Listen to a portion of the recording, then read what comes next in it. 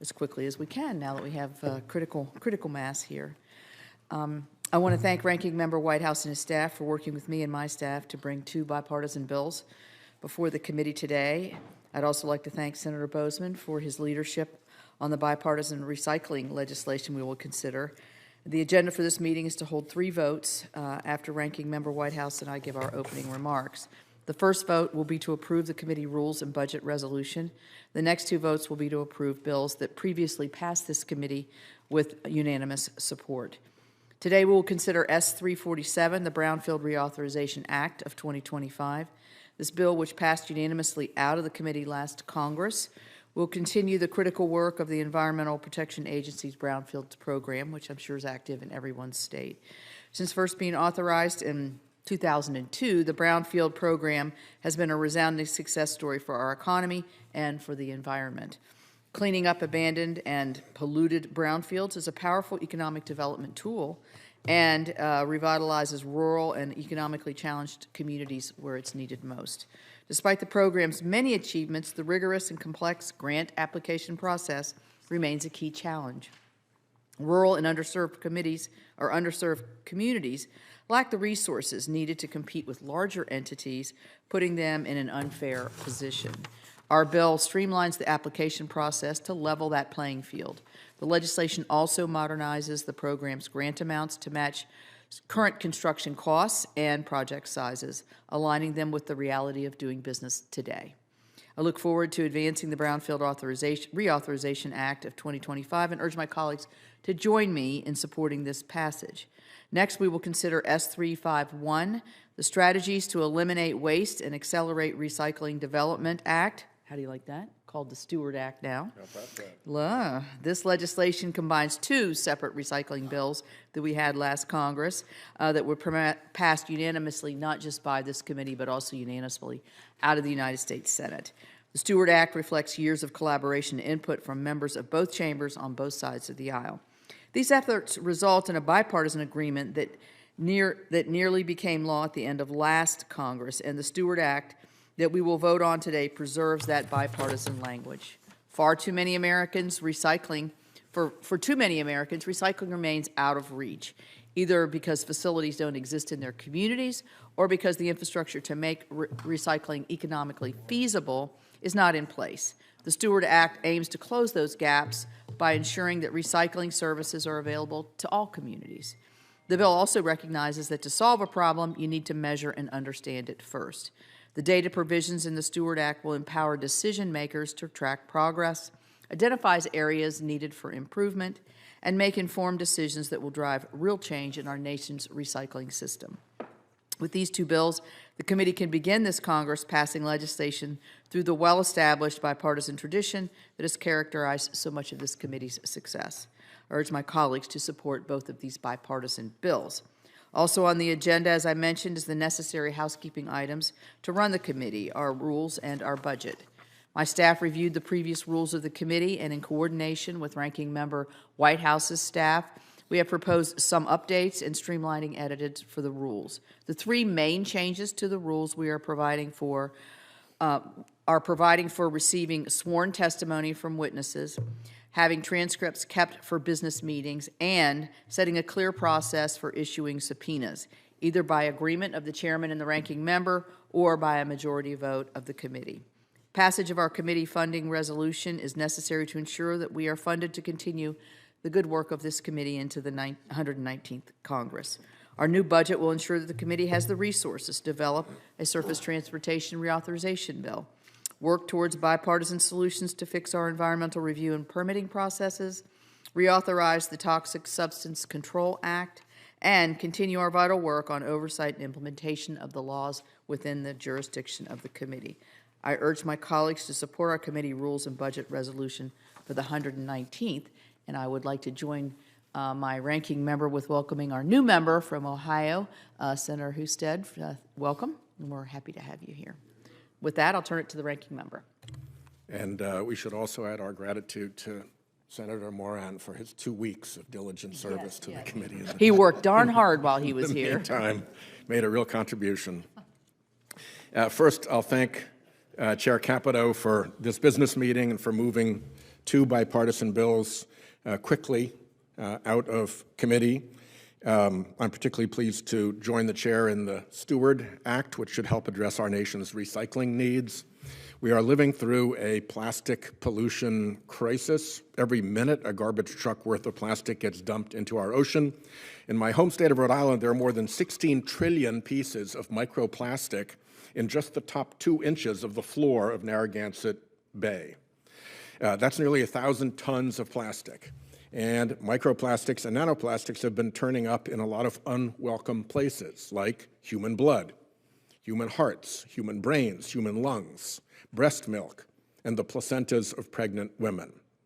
We're still learning how plastics affect human health, but the effects potentially include cancer, diabetes, heart disease, reproductive disorders, and neurological impairment. Our country is handling disposal of plastic waste abysmally.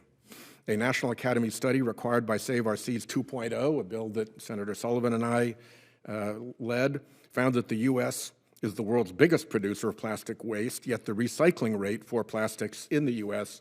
lies somewhere between 5% and 9%. That blue bin is basically a fake. In light of the vast scale of the plastic pollution crisis, I want to stress that the Steward Act is just one step towards solving a huge and complicated problem. There's a lot more we need to do to improve recycling rates and reduce the amount of plastic seeping into our bodies and fouling the environment. I look forward to working with Chair Capito and other members of the committee, particularly including Senator Merkley and my longtime plastic counterpart, Senator Sullivan, to continue work on this bill once it gets out of committee before it gets to a vote on the floor. I would be remiss not to make clear, given the moment that we are in, that our ability to work together on future legislation will be highly dependent on whether President Trump and the executive branch respect the constitutional order and statutory law and end their illegal funding freeze and the impoundment threats. The Appropriations Clause of the Constitution is clear that Congress determines how much money the government will spend and for what purposes. With respect to already obligated funds, federal law and regulations require that those monies be disbursed, absent a real showing of wrongdoing on the part of the recipient. As if it weren't bad enough that this lawless administration is usurping congressional authority, it now appears that it is ignoring the judicial branch as well. Not one but 2 federal courts have ordered the administration to end this illegal freeze. And yet, we are hearing across the country of projects and programs that remain frozen. In Rhode Island, our state government reports that monies awarded to it under EPA's Solar for All program remain frozen. Our transit agencies have zero clarity about whether monies awarded under various grant programs will come through.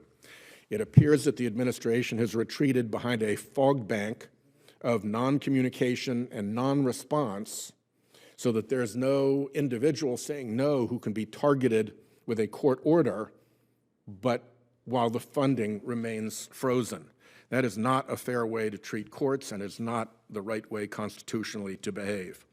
In Massachusetts, grant money awarded under an EPA Brownfields program, of all things, remains frozen. In New Mexico, monies awarded under EPA tribal grants to install heating and air conditioning and prevent flooding at a school are still frozen. These are but a few of many examples, and I'm sure you've all heard examples from your states as well. This is wrong, and it is harming our constituents. Roads and bridges won't be fixed, endangering public safety. Programs to remove lead from drinking water and clean up heavily polluted communities won't move forward, endangering public health and economic development. Renewable energy won't be deployed, preventing improvements in air quality and ensuring that our constituents remain vulnerable to price shocks from volatile oil and gas markets. This is also wrong because it represents a true breakdown of our constitutional system of government. I've worked with many of my Republican colleagues here on legislation. I've worked with the chair on nuclear and carbon capture bills. I've worked with Senator Kramer on legislation to measure our carbon advantage in manufacturing. I've worked with Senator Wicker on anti-doping legislation. I've worked with Senator Graham on legislation targeting corrupt oligarchs. And as I mentioned, I've worked with Senator Sullivan on plastics legislation. I'm someone who wants to get things done, and I started this Congress excited about the bipartisan legislative possibilities for permitting, highways and transit, water infrastructure, nuclear, carbon capture, geothermal, and carbon tariffs, to name just a few.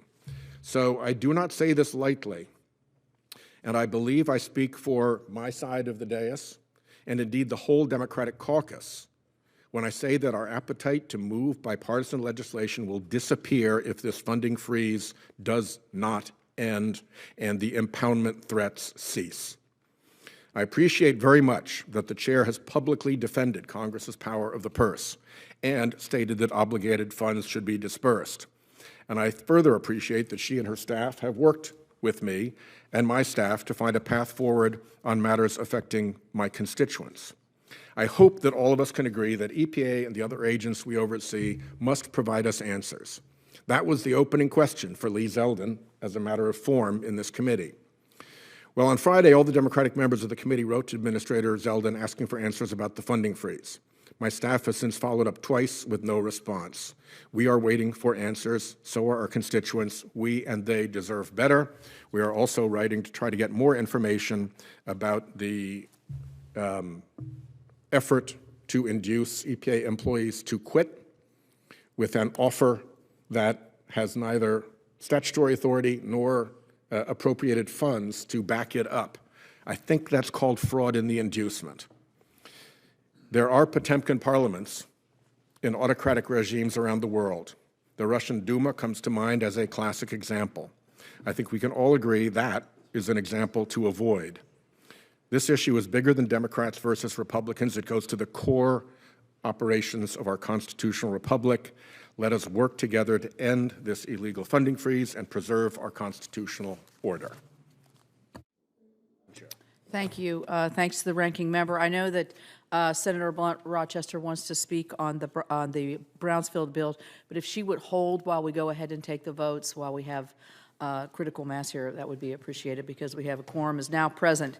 So we are going to proceed to the voting portion of the business meeting, and I thank you for that. I'll recognize any member who would like to speak after the voting is complete. The ranking member and I have agreed to consider the committee rules package and the committee funding resolution en bloc, and we have also agreed to consider the Capito substitute amendment to the committee funding resolution as adopted. The substitute was just a minor typo change. I move to approve the committee funding resolution as amended by the substitute amendment and the committee rules en bloc. Is there a second? Second. All those in favor say aye. Aye. All those opposed, no. In the opinion of the chair, the ayes have it. The committee rules are approved, and the committee funding resolution will be favorably reported. I note for the record that a quorum of the committee is present at the time of this vote. I will now call up S-347, the Brownfield Reauthorization Act of 2025. Does any senator wish to be recognized to offer an amendment? Madam Chair? Senator Markey. Yeah, thank you, Madam Chair. I thank the chair, and I appreciate your efforts to move forward these bills. But looking at the chaos in the executive branch caused by Elon Musk and his unelected and unqualified minions who are running amok in every one of the agency's tasks with executing the laws passed by Congress and delivering services to our constituents, I have to ask, what are we doing here? Brownfield's money was shut off unilaterally by the Trump administration last week. The hardworking men and women who served their communities by cleaning up toxic waste weren't sure if they'd get a paycheck. The communities counting on the economic revival weren't sure if they'd get stuck with toxic legacies for more decades to come, and all because the Trump administration, as managed under the thumb of the unelected billionaire Elon Musk, illegally stopped programs to clean up our environment that were authorized and appropriated by Congress on a bipartisan basis. But yet, we're here, working diligently on behalf of all those who elected us to office to reauthorize and improve that Brownfields program, knowing that this administration might just decide to ignore the law again tomorrow. And it's more than just Brownfields. The Environmental Protection Agency was forced to stop providing funding to programs authorized and appropriated by Congress to get toxic pollution like PFAS out of our drinking water, to fight air pollution to help schools buy newer, healthier school buses, and to lower energy bills and make people's homes safer and more comfortable places to live. Judges across the country have stepped in against the Trump administration's illegal funding cutoff, but the chaos continues, the uncertainty continues. Frankly, our constitutional crisis continues. Why are we working together collaboratively across the aisle for people in all 50 states to pass new laws if the Trump administration is going to pick and choose which laws it will follow? What is the point of Congress, which holds the power of the purse and all legislative powers under Article 1 of the Constitution, if our laws can be ripped up on the whims of one single unelected billionaire? I know my colleagues may not always agree with every law on the books, and I know that you have voted against some of those programs. I don't like all the laws we have on the books either. But I don't think that means the Constitution doesn't apply to the laws I don't like or you don't like. And that's why I offered marquee number 1 as the amendment to this bipartisan Brownfields reauthorization. It simply states a sense of Congress that the president has to fully follow the law and that funding can't be withheld once authorized and appropriated by Congress. And if we pass laws on the behalf of the American people, these laws should work on behalf of the American people. And I appreciate that Chair Capito and Ranking Member Whitehouse want the Environmental Protection Agency to function, and I do believe you do. But we were able to get answers for our Brownfields program in Massachusetts so they can now keep operating. And thanks to our efforts, the court orders appear to be now working and unlocking funding for other programs that we passed in the bipartisan infrastructure law and the Inflation Reduction Act. These are laws that came out of this committee to clean up the air, the water, the land in our communities. We shouldn't need a sense of Congress in order for laws passed by Congress to be executed by the president. I'm not calling this amendment up for a vote today because the law itself should be enough. But if the Trump administration continues to illegally seize funding and unconstitutionally stop operating programs to clean up our communities and stop pollution, I simply don't see how we can let the committee work as if we're in business as usual going forward. I cannot commit to that. This is our first test. Are we a nation of laws or not? Will the administration accept the fact that this committee has the ability to pass laws, and if they're signed by a president, any president, that they're the law of the land? And an unelected billionaire cannot go in and arbitrarily select the parts of that law that are going to be enforced. So this is our first test. We are a nation of laws. We must pass that test before we can pass these bills. That is the sense that I have of where we are historically, because this is just one small subset of all of the laws that are on the books that protect all of the people. And it is not for one unelected billionaire to say we're throwing entire agencies or entire sections of the law into a wood chipper because he doesn't like it. If he has individual objections, he should come. You have the majority. We should have the hearings. And then we can vote on whether or not we want to wipe out the Brownfields program, whether or not we want to wipe out agency after agency. But that's for our job. They should identify the fraud and then bring it to us, okay? And we'll vote on it. And much of that fraud, I will vote with you to root out, but not if it's going to be futile for us to act and then to wonder whether or not it will be implemented. So that's the moment in history which we're at. This committee is a part of that, and my sense of Congress resolution is that these laws should be upheld is absolutely central to, I think, our own common understanding of who we are and what we represent in the system, Madam Chair. Thank you, Senator Markey. I understand you've withdrawn. You're going to offer the amendment as stated. That is correct. I appreciate that. And I think that's why we are here, because the Brownfield program is important to all of us, as it was unanimously last year. There's very strong support. My understanding, I think you alluded to this in your remarks, is that EPA, as of Tuesday evening, the Brownfields program is not subject to the funding pause. I understand the concerns going forward. Our staffs have spoken about this issue, and we've been working with you, I think, for your particular project that to make sure it can move forward expeditiously. I would also say, in response to one of the comments that the ranking member made, I too heard Administrator Zeldin say, as a former member of Congress, repeatedly that he would respond to our letters, to our inquests, and to our requests for information. We had a lot of frustration over the last 4 years of all the unanswered inquiries that we had from our side of the aisle to the previous administrator. So I will be in my next conversation with the administrator. He hasn't been sworn in yet, to make sure that he is much more responsive and in a timely fashion. So I appreciate that. With that, I'm going to call up the Brownfield bill. I move that the committee report the bill. Oh, if there are any other amendments, I don't think so. Is there a second on the Brownfield bill? Second. Oh, wait a minute. Senator Sullivan, did you have something? Yeah, Madam Chair, I just wanted to. Excuse me, sorry about that. Madam Chair, the chair deferred on hearing Senator Blunt, Rochester, because there are other committees that need members present. And the sense of the chair was that we would vote and then hear debate. Now, if we're going to have extended debate, we're going to have to notify other committees that members will. Okay, understanding that. I propose that we go ahead and hear your motion. Okay, well, I called for amendments. Senator Markey had an amendment that he was going to put up and withdraw. Madam Senator Chair, I'll Sullivan. yield to my colleague from Mississippi, and I'll right. talk about my amendments that I was going to put forward, but I'll withdraw. I'll talk about them after the vote. Much appreciated. So we'll move forward with thank you, Senator Wicker, for bringing that forward. We will move forward with the committee report. Is there a second? Second.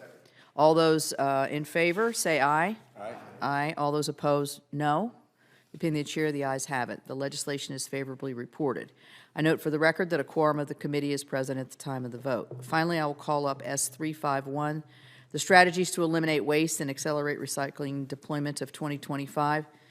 I'm going to hold. I don't believe we have any amendments, so I'm going to. Madam Chair, Yes. I'm going to offer an amendment and withdraw it. And this amendment deals with the topic and specifically about reuse and refill. Okay, could I just interrupt just for a second? We're under a time constraint here, obviously, from, I think it's the Senators Committee. Would you mind offering and withdrawing? I'm offering and withdrawing it right now. Okay. With the understanding that our teams have talked and that you Yes. will work with me to pursue this piece of the puzzle. I will work with you to pursue this, yes. Thank you. All right. Appreciate that. I move that the committee report the bill favorably. Is there a second? Second. All those in favor say aye. Aye. All opposed say no. In the opinion of the chair, the ayes have it. The legislation is favorably reported. I note for the record that a quorum of the committee is present at the time of the vote. That concludes the voting portion of today's business meeting. Would any senator like to be recognized? And I'll recognize Senator Blunt, Rochester first. Thank you, Madam Chair. And I want to thank my colleagues for working with us to pass this legislation, to reauthorize the EPA program that helps breathe new life into communities across our country. As everyone here knows, the EPA Brownfield program empowers states, communities, and stakeholders to work together to address environmental contamination and repurpose land. When a brownfield is cleaned up, the redevelopment of that property brings new jobs and increased tax revenue. A 2017 study concluded that cleaning up brownfields can generate up to $97 million in additional tax revenue for local governments. These are great benefits that help improve our environment, our economy, our health, and job opportunities. And I'm proud to co-lead this bill with you, Senator Capito, as I take on the work of our former chairman, Senator Tom Carper. I want to thank him for his leadership as well. Today moves us a step closer to providing the needed funding to communities to help them repurpose, reimagine, and redevelop their neighborhoods. I would just say in closing that it was important for me to be on this committee because my state is the lowest mean elevation state in the country. We have challenges like others. We're urban, suburban, rural, and coastal. But one of the reasons why I really wanted to be on this committee, having worked with you on WRDA, is because of the bipartisan nature. I hope that this moment, which is an inflection point for all of us, that the historic nature of this committee continues to operate that way in a bipartisan fashion. I am concerned about usurping the power of Congress, and I hope that we can stay unified in our efforts to make sure that these programs that we fund, that we appropriate, that we legislate, are actually implemented so that we can see the benefits that I referred to in my statement. Thank you, and I yield back. Thank you very much. Madam I'm going to Chair. recognize Senator Sullivan. Thank you, Madam Chair. I just wanted to briefly touch on the two amendments that I had. It was Sullivan 1 and Sullivan 2. I'm hopeful we can move these in a bipartisan way. This, Madam Chair, relates to Alaska Native lands in Alaska. The background is in 1971, Congress passed the biggest land claim settlement probably in the history of the world for Native people, 44 million acres of state and federal land. That's, I think, bigger than California. Went to the Native people of Alaska. They set up Alaska Native corporations. They set up regional corporations. They own this land in fee simple. It's a very innovative program.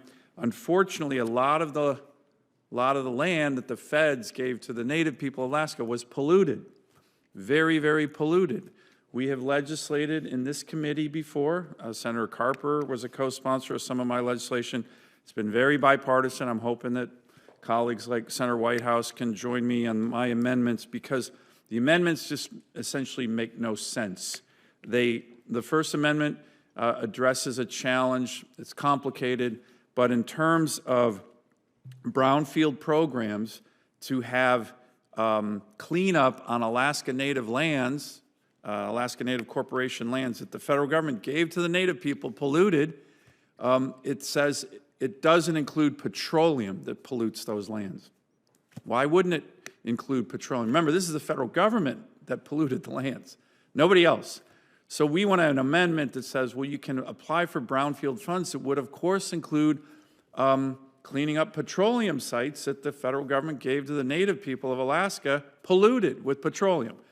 That's just, it seems crazy that that's not in the law now. I'd like to try to fix that. I think it would get bipartisan support. That was Sullivan 1. Sullivan 2 is even crazier, which requires right now, fixing something crazy, which requires right now in the law, before you can start a cleanup of these contaminated lands in Alaska, on Alaska Native lands, again, polluted by the federal government, you have to start with a NEPA process to get permission to then go clean up contaminated lands. I just think that's nuts, because it takes time, it takes money. Everybody knows these are contaminated lands because of the feds. We need a categorical exclusion saying you don't need to do a NEPA process to start the cleanup of polluted lands for the Native people of my state. So those were the two amendments, very common sense. Senator Carper and I have worked together. Previously, CERCLA, believe it or not, was gonna, under the law, say to the Native people, the feds gave you polluted lands, now you have to clean them up under CERCLA and you have to pay for it. What? We fixed that in this committee in a bipartisan way. These are more common sense amendments that I'm hoping we can get passed that bring fairness to just what we're all trying to do, is clean up these polluted Native lands in my state that were polluted by the federal government when they gave the lands to the Native people of Alaska in the first place. That's what we're trying to get done. Thank you, Madam Chair. I appreciate that and look forward to working with both you and Senator Whitehouse on this. Thank you, Senator Sullivan, and I, from my standpoint, want to work with you to try to work through these issues. It does sound very much common sense in my opinion. I will say, serving on this committee with you as I have for several years, I've learned so much about your history and your state's history and the unique challenges. We all have unique challenges in our state, but I would say you may have the most unique challenges. And so if we can keep working, thank you for being willing to keep this last bill on track, and we will help to address those petroleum contaminated sites. Senator I look Whitehouse. forward to working with my friend Senator Sullivan as well on this. I think the concern on our side is going to be to make sure that if there is actual liability for that pollution on the part of the fossil fuel industry, that they're paying an appropriate share to remedy what they did. If it is only the federal government that has caused this, that's one thing. But if the federal government had was polluted by the fossil fuel industry and then transferred it without settling up with the fossil fuel industry for that harm, they shouldn't be able to walk away from any accountability. And I think that's the issue we'll have to address. Thank you both. Thank you. With no further business, the committee stands adjourned. I want to thank everyone. Thank you.